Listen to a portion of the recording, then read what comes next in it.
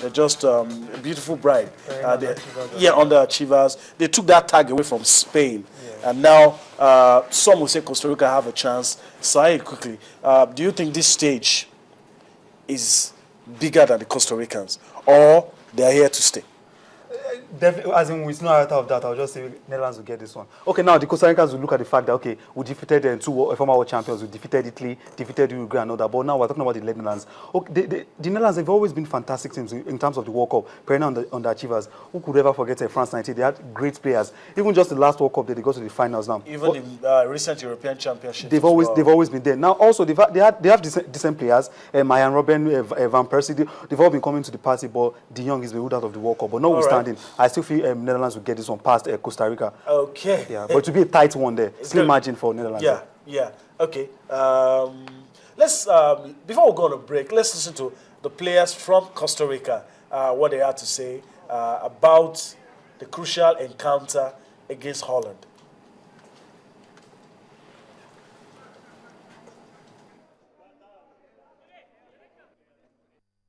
To face them, I'm actually very happy that we're gonna face such a great team. I think it's gonna elevate our level even more, and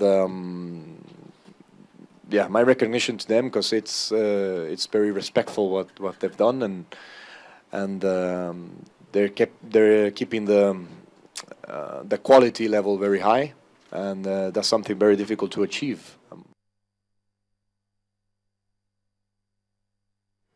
All right, welcome back. We're going to go on a break. Earlier, we wanted you to listen to the Belgian players talking about the game against Argentina. Maybe we'll do that during the break. Listen to Kevin De Bruyne and Marouane Fellaini. We'll go on a break. When we come back, we'll be talking about our own. The Super Eagles return home today.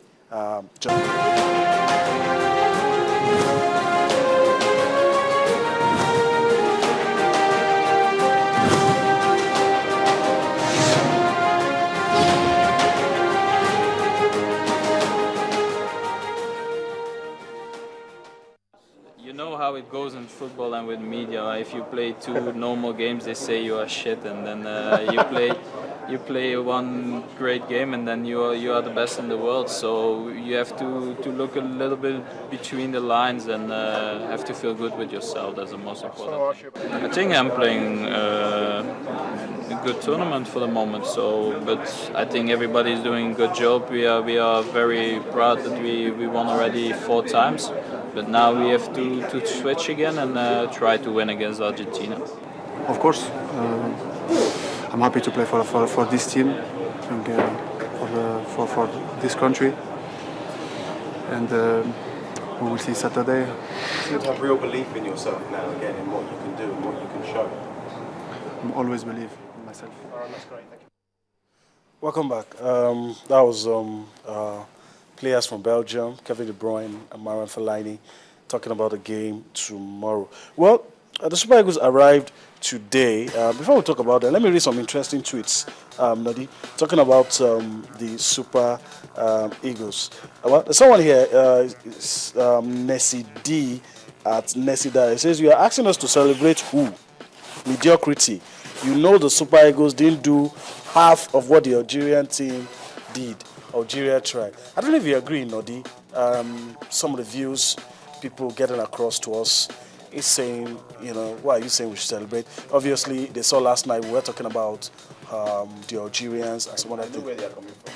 Okay. But he has his opinion. He's entitled to it. Algeria went to the World Cup before Nigeria. They qualified for the World Cup before Nigeria. When we first time we qualified was in '94. Algeria had been at the World Cup in 1982. All right.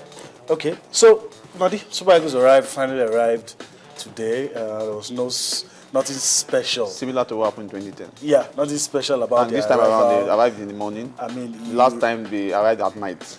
So there are two different ways. It wasn't celebrated. That's just the bottom line. Oh, Well, if you ever, I don't know, somebody just wrote on Twitter that what are you celebrating? Is it mediocrity or what? So if you echo that all across, that's the sentiment of most Nigerians.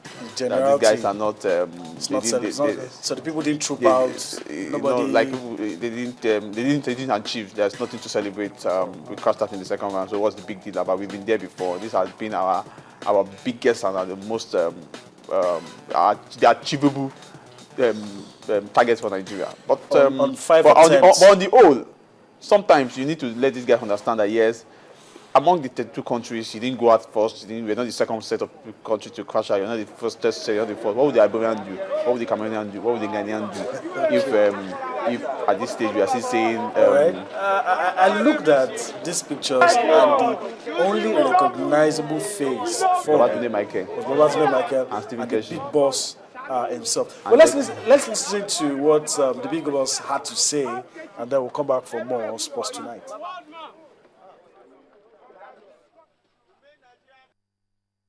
Well, we tried. The boys they did their best. You know,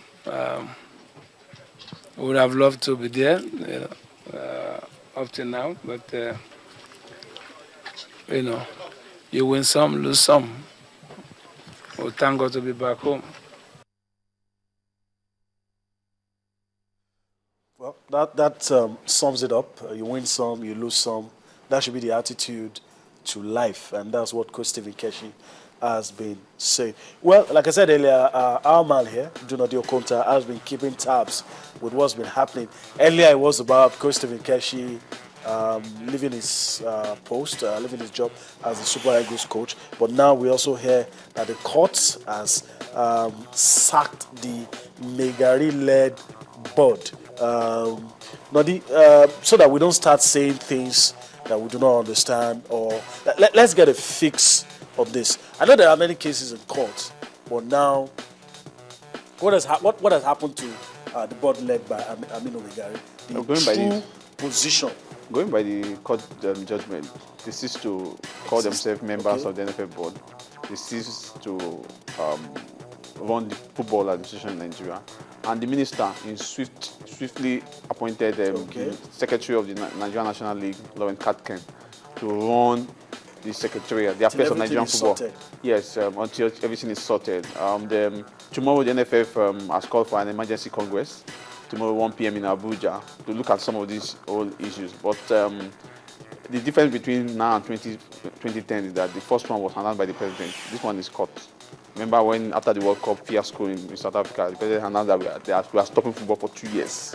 This one is a different course. I don't know why it's different. I know something is going to happen after this World Cup. If we had won or we are going to the semi-final, I think there will be lesser.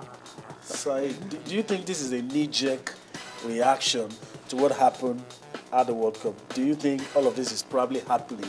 We've had court cases.